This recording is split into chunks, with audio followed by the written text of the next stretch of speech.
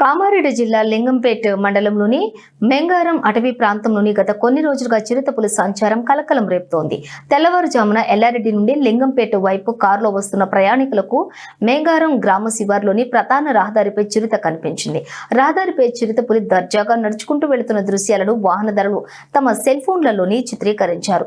గత నెల రోజులుగా కామారెడ్డి ఎల్లారెడ్డి ప్రధాన రహదారిపై చిరుత పలుమార్లు కనిపిస్తూ ఉండటంతో వాహనదారులు, ముఖ్యంగా ద్విచక్ర వాహనదారులు తీవ్ర భయాందోళనకు గురవుతున్నారు.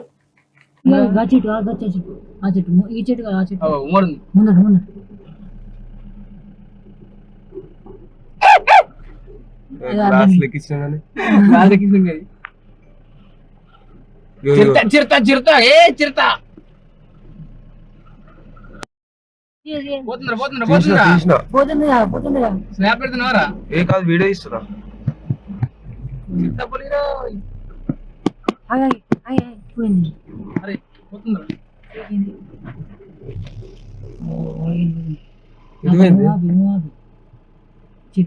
చెట్టు అడ్డం వచ్చింది.